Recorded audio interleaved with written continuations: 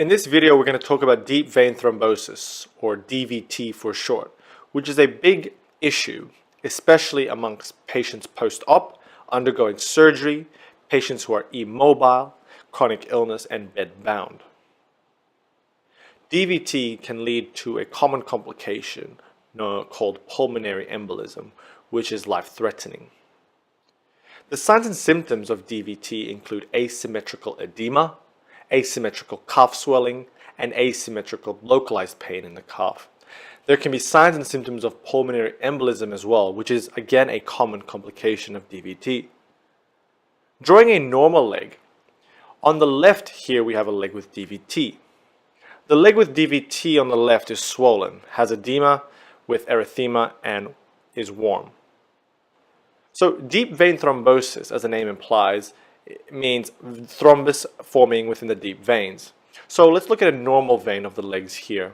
A normal vein of the legs have valves which assist in the hemodynamics of the veins and helps return blood back to the heart by preventing backflow. In deep vein thrombosis, there is thrombus occurring within these veins of the leg, the lower legs usually. And so clotting is occurring. A thrombus is made up of a network of fibrin mesh, platelets, and red blood cells. They all clump together via coagulation cascade and forms what's known as a thrombus. There are many causes of deep vein thrombosis or thrombus formation, but it can all be condensed to three things. And these three things or factors make up what we call Virchow's triad. And Virchow's triad includes vessel injury, number 1, venous stasis, number 2, and hypercoagulability, number 3.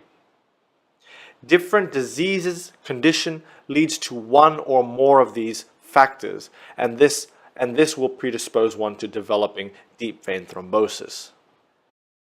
And so once a thrombus has occurred, the thrombus itself has a few fates, including propagation, which means just growing along the vessel, organizing within the vessel layer, recannulization, forming holes within the thrombus, embolism, which means dislodgement of the thrombus, allowing the thrombus to travel around the body via the blood, and or resolution. The thrombus just gets broken down by plasmin, by factors that we have in our own body. But we will mainly focus on embolism because it is a common fate of thrombus in the deep veins and can be life-threatening. When a thrombus dislodges and becomes an embolus, it can travel up to the heart via the inferior vena cava. The heart will then pump the embolus to the pulmonary circulation. The embolus can then lodge into the pulmonary arteries, causing what's known as a pulmonary embolism. And this can subsequently cause pulmonary tissue infarcts if it is big. And so pulmonary embolism is a big complication of deep vein thrombosis. Another big complication is actually the side effects of the medications people take who have deep vein thrombosis. And these medications, they can cause acute GI bleeding because the medications are anticoagulants. The risk factors for developing deep vein thrombosis essentially will fall into one or more of the Virchow's category, the Virchow's triad category. And these risk factors include pregnancy. Now, pregnancy can cause or is a risk factor to DVT because when the uterus enlarges, it can press against the inferior vena cava, causing stasis below. Also, in pregnancy, there is a rise in clotting factors. Other risk factors for developing deep vein thrombosis include increased age, obesity, malignancy, having had a major surgery for the past 3 months, having medical comorbidities, being hospitalized in the past 2 weeks. And for patients who are hospitalized, 25 to 50% of actually surgical patients can develop DVT, and also many non-surgical patients. Other risk factors for DVT include being on certain medications such as oral contraceptives, tamoxifen, being on long-distance flights. Genetics also plays a role in increasing the risk of DVT. Genetics including antithrombin G mutation, protein C and S deficiency, and also antithrombin deficiency. Investigations for deep vein thrombosis include a full blood count, liver function test, electrolyte urea creatinine, INR, APTT, which are both clotting studies, imaging including venous duplex ultrasound, and imaging can also include imaging for the chest in suspicion of pulmonary embolism. There is another investigation that can be done based on the coagulation cascade. Let us briefly go through the coagulation cascade.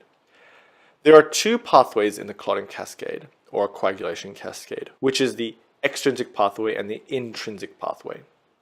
Both the extrinsic pathway and the intrinsic pathway will lead to a common pathway, which is activation of factor 10 to factor 10A. 10A in turn activates factor 2, or prothrombin, to factor 2A, which is known as thrombin. Thrombin then activates fibrinogen to fibrin.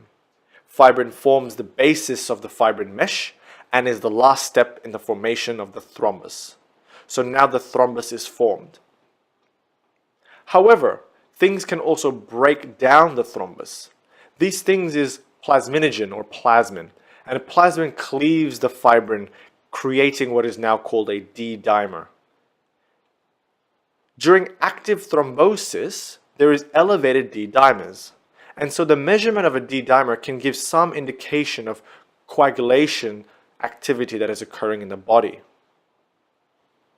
However, saying this, testing for D-dimers is not very specific for deep vein thrombosis, as elevated D-dimers also occur in a number of other conditions, including pregnancy as well as post-surgery. And so measuring D-dimers is often not useful, but sometimes it is useful in ruling out pulmonary embolism or deep vein thrombosis. Let's move on to management, which is mainly anticoagulants. And essentially, the anticoagulants include heparin. And there are two types of heparin that can be given. Low molecular weight heparin, which is given IV, or subcutaneous unfractured heparin. Warfarin is given orally and needs maintenance through INR measurement. Essentially, heparin and warfarin target some pathways within the clotting cascade, mainly the common pathway. Another important management is actually prophylaxis, preventing PE from occurring. And this is especially important for patients who are undergoing surgery. And these prophylaxis interventions include compression stockings, as well as physical activity for the people that sit down a lot to keep the blood flowing.